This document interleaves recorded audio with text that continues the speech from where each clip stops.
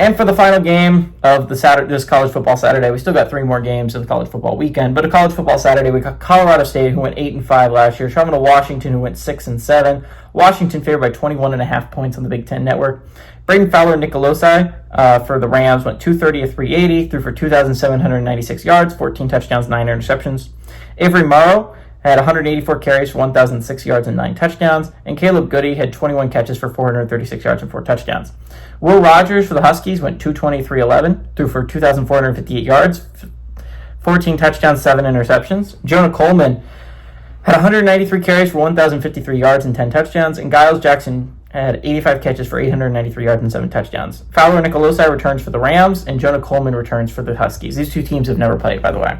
What I think is really kind of fascinating, if we're talking about the Colorado State-Washington games, this game is really kind of a dark horse game, right? I think a lot of people are going to be interested in UCLA because of the playoff implications there. This game has underrated playoff implications.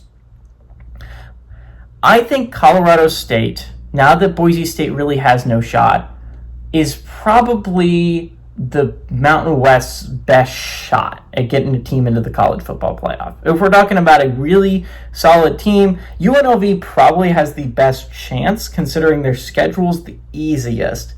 But I think Colorado State is their best team and their best chance of putting a team into the college football playoffs, because I think they have the best ceiling of any Mountain West team, if that makes sense. So I think Colorado State is one of the better teams in the Mountain West this year. I think if they're going to put a team into the college football playoff, I think a lot of eyes got to be on Colorado State trying to pull off this upset. Washington, on the other hand, is another dark horse candidate I've seen people talking about. I don't think this is a college football playoff team, but Demon Williams shown how good he was at the end of last year, right?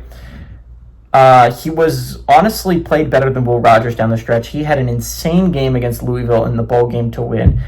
Demon Williams, just to lose. Sorry. They barely lost that bowl game to Louisville. But Demon Williams is a really great quarterback, and I think it's a lot of people buying this Washington hype this year. I'm kind of bought in. I'm not fully bought in. But this game has massive playoff implications for Colorado State. Obviously, if you can go and get this victory, that's so massive for your Mountain West chance at a college football playoff spot.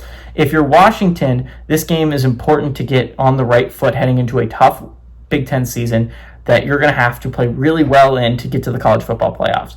For that reason, I think Demon Williams returns. They have Jonah Coleman still. I really like this Washington team. I really like Jedd Fisch as a head coach. I think Washington's going to take that next step this year in the Big Ten. I expect them to just miss out on the playoffs. I think they go 8-4, 9-3, and I think they just miss out on the college football playoffs. Give me the Huskies to win and cover at home.